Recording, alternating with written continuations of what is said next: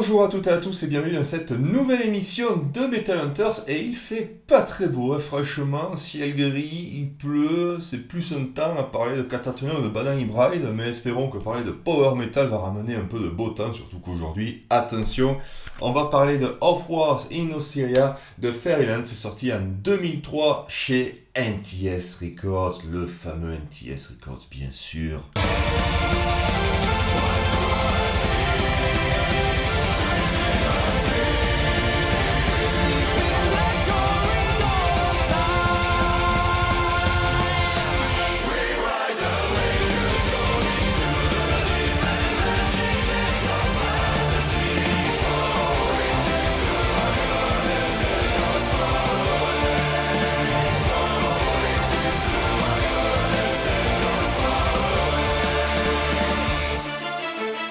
Faisons un petit tour d'horizon assez rapide sur Fairyland avant de rentrer dans le vif du sujet. Donc Fairyland, c'est un groupe français qui existe officiellement depuis 2003, mais en fait ils sont là depuis 1997.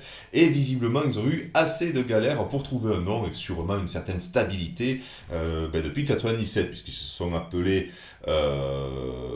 Fantasy, puis Fantasia, puis Fairyhold, puis un nouveau Fantasia, puis finalement arriver avec Fairyland. On garde le F et Fairyland, c'est aussi un mot.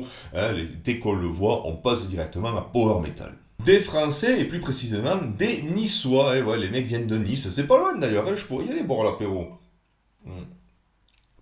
Même, je dis c'est pas loin, mais je crois que c'est quand même à 4-5 heures de route de là où j'habite. Donc si je me déplace, j'espère que j'aurai au moins un petit bol de chips avec le Ricard, que ce soit un peu rentable. Dans les interviews de l'époque, le groupe mentionnait qu'ils avaient eu énormément de mal à trouver un label jusqu'au jour où ils ont signé chez NTS. Bien entendu, avoir une signature chez un tel label pour un aussi jeune groupe, c'est une aubaine. NTS à l'époque, c'était quelque chose de gros, ça avait du prestige, ça avait une aura, ça donnait énormément de visibilité à ces groupes avec une promo vraiment exceptionnelle dans tous les magazines, que ce soit Metallian, Hard & Heavy, Rock Hard, il y avait toujours une pub qui prenait toute une page qui venait de chez NTS ou au moins la moitié d'une page, donc les mecs étaient promus, et puis il y avait des tournées de fous aussi, par exemple Fairyland, lorsqu'ils ont sorti leur album, ils ont directement été propulsés en première partie de Son Antarctica lorsqu'ils ont fait la tournée. Son Antarctica en 2003, c'était le top du top. Les mecs avaient sorti Silence 2 ans avant, ça les avait mis vraiment au sommet. Ils avaient maintenu cette place avec Winter Guild qui était donc sorti en 2003 et qui est un excellent album. Autant vous dire que les concerts de l'époque de Son Antarctica, ça devait être des trucs de malade. Et donc, c'était une belle opportunité pour Fairyland de faire la première partie d'un tel groupe.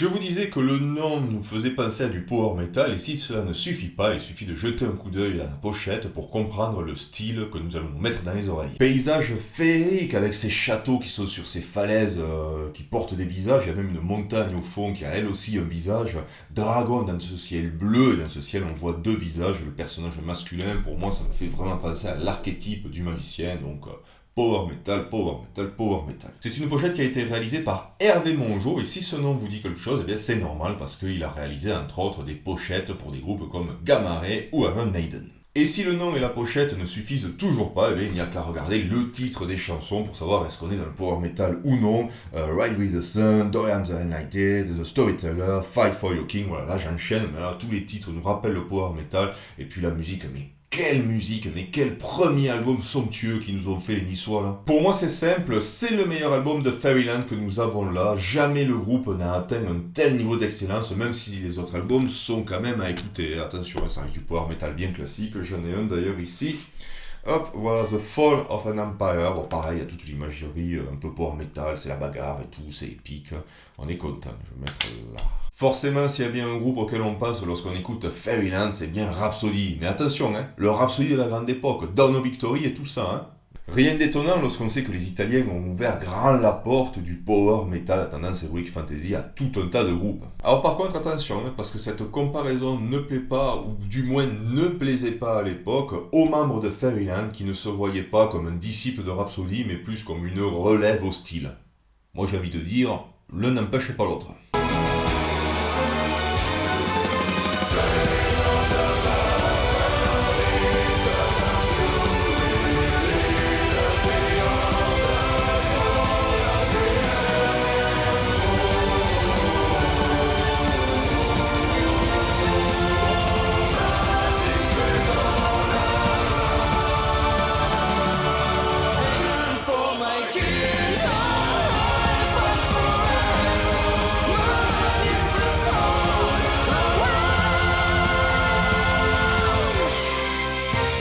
Of War in Osiria, c'est une pure merveille rassemblant 11 chansons d'un power metal mélodique dans un univers d'heroic fantasy qui rassemble les codes avec sérieux.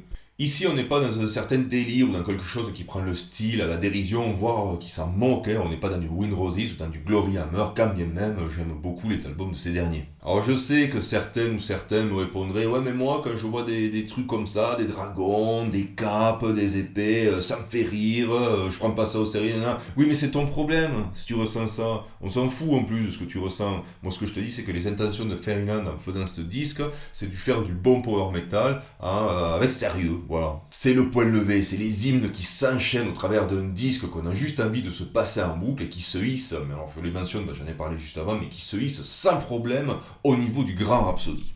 Mais encore, rien à voir avec les Italiens, on n'a pas le talent guitaristique de Turilli, on n'a pas la grandeur au niveau des claviers de Starapoli, ni le chant de Fabio Lione. J'ai toujours dit que Fabio Lione, pour moi, c'était vraiment le chant typique de Rhapsody. Mais c'est pas grave, on a quand même un bon album. L'atmosphère est superbe, les parties de guitare sont inspirées, c'est rapide quand il le faut, ça peut ralentir sur certains moments un peu gentillé. Les claviers sont omniprésents et ils renforcent à la fois l'univers et les mots. Bien sûr, les refrains sont entêtants, on a envie de les chanter. Si je prends les deux premières chansons, la Ride in the Sun et Dorian the Lightning, est superbe. The Guardian Stone aussi. The Guardian Stone qui est pas là, qu'est-ce que c'est que ce bordel ? Pourquoi c'est pas... The Guardian Stone, ça doit être un titre bonus sur une édition japonaise ou une connerie comme ça. Si vous écoutez l'album sur Deezer, vous aurez The Guardian Stone à la fin. Je me disais aussi que c'était bizarre, Guardian Stone, que je l'ai. J'avais pas l'habitude de l'avoir en écoutant le CD. Bref, superbe. Aussi avec ces chœurs qui renforcent les refrains, ou parfois juste répondre au couplet. On a cet échange de temps en temps, chœur, chanteuse, oui, parce qu'il y a une chanteuse, Elisa Martin. Alors, Elisa, rien à voir avec l'utilisation que de nombreux groupes faisaient à l'époque. Bon, certains continuent aujourd'hui, vous me direz, mais c'est vrai que, pour le dire grossièrement, avant, on avait l'impression que c'était souvent... vraiment, je le dis grossièrement, mais tu te maquilles, tu portes une robe, un petit décolleté et tu fermes ta gueule. Voilà, tu te mets devant sur la photo, le château va acheter. Voilà, pour Fairyland, non, elle n'était pas du tout mise en avant pour ça. Et puis, voix sublime, tantôt douce pour les balades, les trucs comme ça, tantôt puissante quand il faut vraiment appuyer. Vraiment, elle participe à la haute qualité du disque. Alors, Elisa Martin, moi je l'avais connue dans le groupe espagnol, elle est espagnole, dans le groupe espagnol Darkmoor, donc ça aussi c'est un grand album. Ça, attention, en power metal mélodique, ça c'est la folie. Alors par rapport à Fairyland, je dirais que c'est un peu plus speed, un peu plus dur, on va dire, plus de touches néoclassiques. J'avais pensé à faire un Metal Hunter sur ça, je sais pas si je le ferai un jour, si j'aurai assez à dire, mais vous pouvez écouter ça, y a pas de problème. Il n'y a pas de problème. Et si cette chanteuse vous intéresse, sachez qu'actuellement, elle a son groupe solo qui porte son nom et elle joue aussi dans une formation nommée Ankam. Je ne connais pas. Comme souvent dans ce genre de disque, il y a une histoire. Alors ça se passe sur la terre d'Osiria où il y a un enculé qui s'appelle Sénos et qui vient foutre la merde. Alors sur Osiria, il y a 7 continents. Sur chacun de ces continents, il y a une pierre, et si on réunit ces 7 pierres, on aura la puissance nécessaire pour vaincre le mal. Le problème, c'est qu'il ne suffit pas de réunir les pierres pour foutre sur la gueule à Sénos, il faut aussi l'élu. Et ça tombe bien parce qu'au début du disque, il y a un jeune garçon qui commence à faire des rêves bizarres, qui nous laisse penser que c'est peut-être lui l'élu. Allez, hop, on arrête de rien branler là, dans son lit, là, à regarder les TikTok, à tourner la page comme ça, tu te lèves, tu vas t'inscrire à Pôle emploi, et tu mets héros en mode recherche d'emploi. Je suis le héros. Voilà, l'histoire fait le taf, pas besoin de plus, l'album est excellent, je vous l'ai déjà dit, même les instrumentaux sont bien, si vous écoutez The Army of the White Mountains, c'est une chanson que j'écoute avec le même plaisir que j'écouterais une chanson normale, hein. C'est tout mignon, c'est tout bien fait, c'est superbe, et ça me fait penser à ce que j'écoutais à l'époque, la Warrior Radio sur Radio 365. Est-ce que vous connaissez Radio 365? Alors je pense que si vous avez moins de 30 ans, c'est pas la peine de répondre à la question parce que je vous parle d'un temps où il n'y avait pas Facebook, on parlait sur MSN, donc il n'y avait pas Instagram, il n'y avait pas YouTube, mais il y avait Radio 365. Alors c'était pas des radios, c'était plus un rassemblement de playlists sur un site.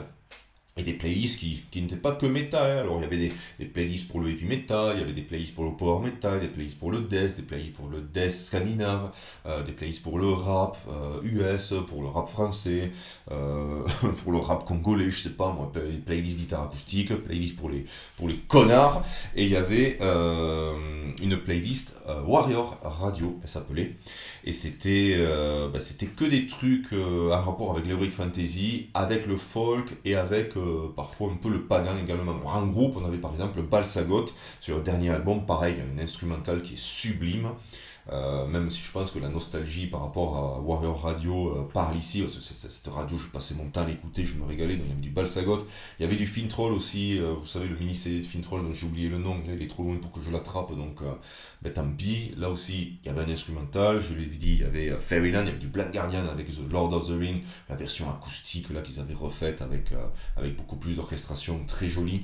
Human Fortress, j'ai fait une chronique sur Human Fortress avec un autre groupe d'ailleurs de Power.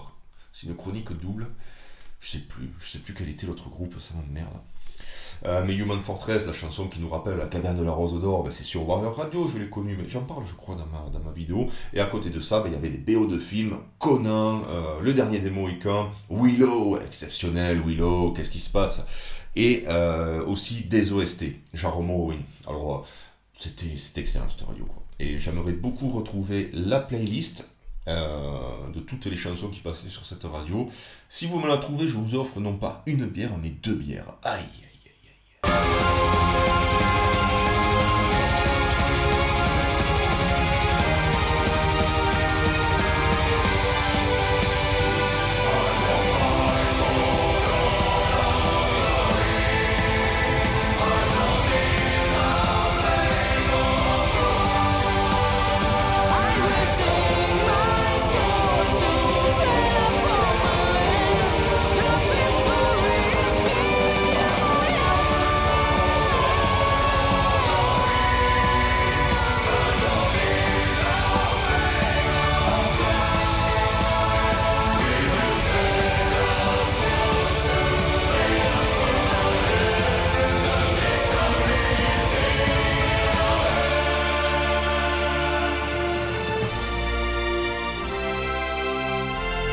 Voilà, c'est tout pour cette émission de Metal Hunter. C'est pour Of Wars in Oceania de Fairyland, un disque que vous devez absolument écouter si vous êtes fan de power metal mélodique et ou du Rhapsody de la grande époque. Et je ne suis pas le seul à le dire, puisque Maxwell Dragon en a parlé également. Je crois que c'était dans sa vidéo qui concernait les 20 albums qu'il prendrait sur une île déserte.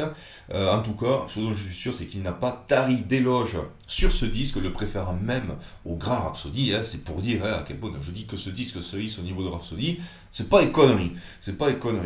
Mais bon, puisque 99% de mes abonnés sont aussi ses abonnés, je pense que je ne vous apprends rien. Donc écoutez, au pire, cette chronique, ça vous aura fait une piqûre de rappel. Au mieux, une belle découverte. Quoi qu'il en soit, à la fin, tout le monde est content. Et c'est sur cette joie sans borne et sans limite que la vidéo se termine. Stay metal!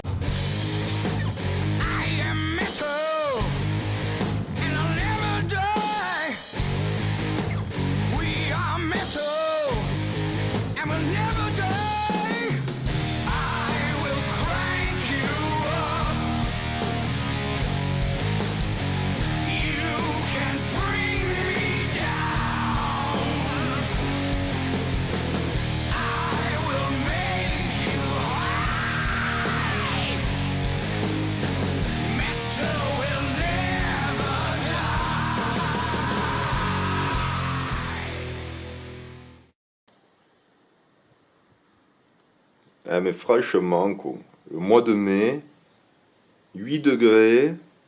Il a plu comme un porc tout à l'heure. Là, la prochaine chronique, ça devait être du power metal encore, mais je crois que ça va vraiment partir sur du Catatonia, hein. Il continue à faire ce temps de la grisaille ultime. Je suis sous le choc.